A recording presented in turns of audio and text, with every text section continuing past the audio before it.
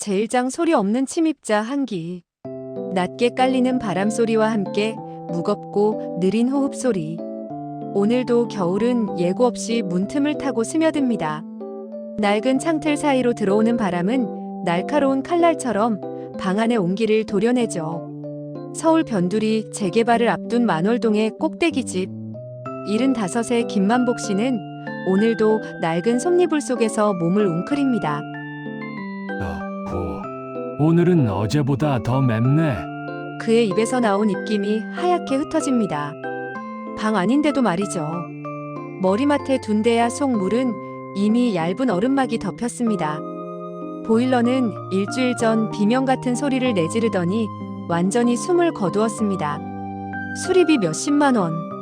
그에게는 이번 달 생활비 전부와 맞바꿔야 하는 거금입니다.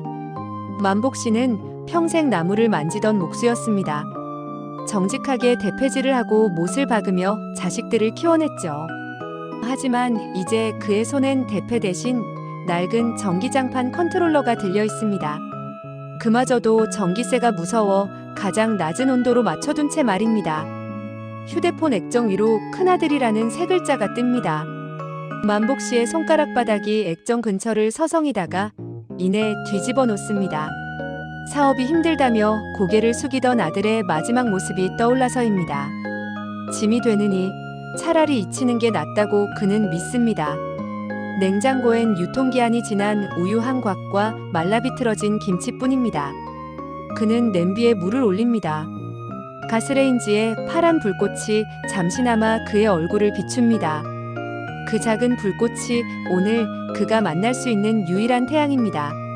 살아있다는 게 참으로 고달프구나. 익어가는 라면 냄새가 방 안을 채우지만 만복 씨의 마음은 여전히 영하의 기온입니다. 그때였습니다. 낡은 철문 밖에서 낯선 발자국 소리가 들려옵니다. 누구도 찾아올 리 없는 이 고립된 섬에 누군가 노크를 합니다. 똑똑똑 마이너스 조심스러운 노크 소리. 제2장 문을 두드리는 낯선 온기. 계세요. 김만복 어르신. 동사무소에서 나왔습니다.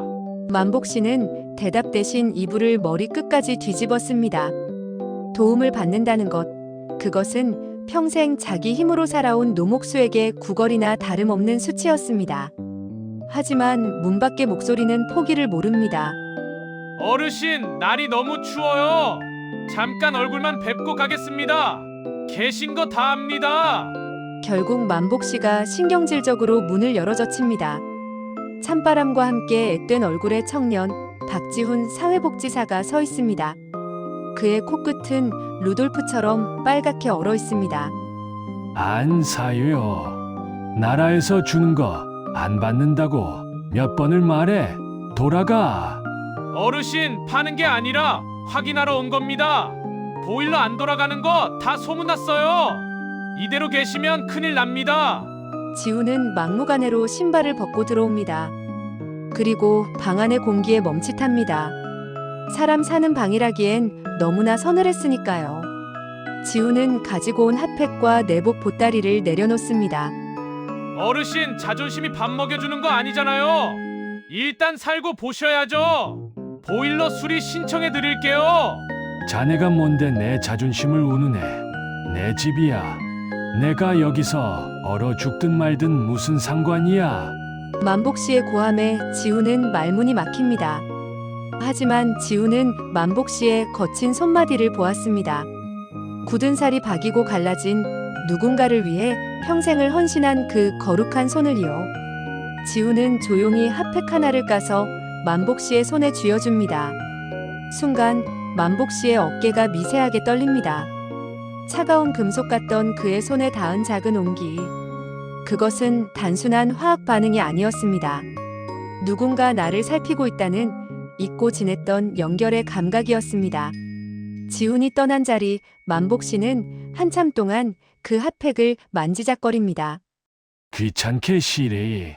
말은 그렇게 해도 핫팩의 온기는 만복 씨의 가슴 밑바닥까지 파고듭니다. 하지만 그 밤 예보에도 없던 폭설이 시작됩니다. 제3장 동토에 내리는 어둠. 하늘이 뚫린 듯 눈이 쏟아집니다. 만월동 꼭대기 집은 이제 거대한 얼음 감옥이 되었습니다. 창문은 얼어붙어 열리지 않고 지붕 위로 쌓이는 눈의 무게는 마치 만복 씨의 삶을 짓누르는 고통 같습니다. 이젠 가스가지. 하늘도 무심하시지. 운명의 장난일까요? 하필 이런 날 가스까지 끊겼습니다. 전등은 깜빡이다가 완전히 나가버립니다. 어둠과 추위. 인간이 가장 근원적으로 두려워하는 두 존재가 만복 씨를 에워쌉니다. 그는 다시 이불 속으로 기어들어갑니다. 감각이 무뎌집니다. 발끝부터 시작된 마비가 심장을 향해 느릿하게 기어옵니다. 가물가물해지는 정신 속에서 환한 빛이 보입니다. 10년 전 먼저 떠난 아내입니다. 그녀가 부엌에서 된장찌개를 끓이며 웃고 있습니다. 여보 춥지? 이리 와서 국 한 수저떠요. 애들도 곧 올 텐데. 임자, 나 너무 추워. 조금만 자면 안 될까? 만복 씨의 눈꺼풀이 무거워집니다. 저체온증이 가져온 달콤한 죽음의 유혹입니다. 바로 그때 멀리서 아주 희미한 소리가 들립니다. 멀리서 외치는 소리 짐승의 울음소리 같기도 하고 누군가 절규하는 소리 같기도 합니다. 김만복 어르신, 대답 좀 해보세요. 지훈입니다. 폭설로 차가 올라올 수 없자 아이젠도 없이 눈길을 기어 올라온 것입니다. 지훈은 눈더미에 막힌 철문을 몸으로 들이받습니다. 제발 살아만 계세요. 만복 씨는 생각합니다. 저 청년은 왜 나 같은 노인을 위해 목숨을 거는 걸까? 나는 도대체 그에게 무엇이길래? 멈춰가던 심장이 다시 미세하게 박동하기 시작합니다. 살고 싶다. 아니, 저 청년에게 미안해서라도 이대로 눈을 감을 수는 없다. 만복 씨는 마지막 힘을 다해 머리맡에 대야를 밀어뜨립니다. 제사장 얼음장 밑으로 흐르는 강물. 만복 씨가 눈을 떴을 때 가장 먼저 보인 것은 소독약 냄새와 하얀 천장이었습니다. 그리고 옆자리에서 꾸벅꾸벅 졸고 있는 지훈의 헝클어진 머리였죠. 지훈의 옷은 눈과 흙으로 엉망이 되어 있었습니다. 청년. 갈라진 목소리에 지훈이 소스라치게 놀라 일어납니다. 그의 눈에 안도감과 눈물이 동시에 차오릅니다. 어르신, 정신이 드세요? 다행입니다. 정말 다행이에요. 그때 병실 문이 거칠게 열리며 한 남자가 들어옵니다. 만복 씨의 큰아들 성철입니다. 지훈이 만복 씨의 휴대폰에 남겨진 번호로 수십 번 전화를 건 끝에 연락이 닿은 것입니다. 성철은 아버지의 깡마른 모습에 무너지듯 무릎을 꿇습니다. 아버지, 죄송해요. 제가 죽을 놈입니다. 사는 게 힘들다고 아버지 추운 것도 모르고 정말 죄송합니다. 만복 씨는 말없이 아들의 거친 손을 잡습니다. 아들의 손도 자신만큼이나 고단한 삶의 흔적으로 가득했습니다. 고집스럽게 닫아 걸었던 마음의 빗장이 비로소 녹아내립니다. 됐다. 살다 보면 그럴 수도 있지. 내 잘못 아니다. 지훈은 그 광경을 보며 조용히 병실 밖으로 나옵니다. 복도에는 지훈의 동료들과 마을 사람들이 가져온 따뜻한 보리차와 담요가 놓여 있습니다. 혼자인 줄 알았던 만복 씨의 삶에 수많은 손길이 그물망처럼 쳐져 있었던 것입니다. 며칠 뒤 만월동 만복 씨의 집 앞에는 활기가 넘칩니다. 마을 청년회가 보일러를 새로 설치하고 부녀회에서는 도배를 새로 해줍니다. 지훈은 새로 산 두툼한 겨울 외투를 만복 씨에게 입혀줍니다. 어르신, 이젠 방 안에서도 입기 만날 거예요. 제오장 다시 봄을 기다리며 한 달이 지났습니다. 여전히 겨울바람은 차갑지만 만복 씨의 창가엔 더 이상 얼음꽃이 피지 않습니다.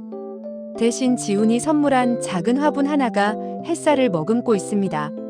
오늘은 지훈과 성철 그리고 마을 사람들이 모여 만복 씨의 집에서 국밥을 나누기로 한 날입니다.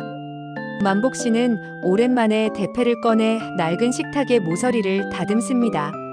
손은 여전히 조금 떨리지만 마음만은 정교했던 전성기 시절 그대로입니다. 우리는 종종 착각합니다. 돈이 있어야, 능력이 있어야 사람 구실을 한다고 말이죠. 하지만 만복 씨가 이번 겨울에 배운 것은 달랐습니다.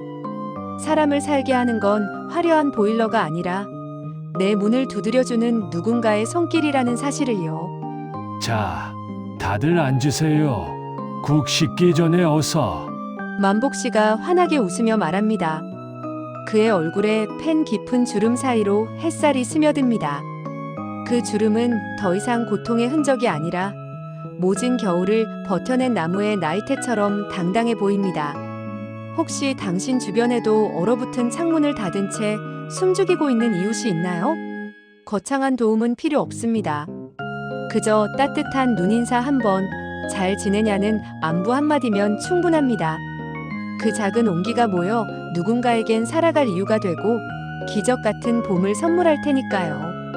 오늘 밤 당신의 마음 온도계는 몇 도인가요?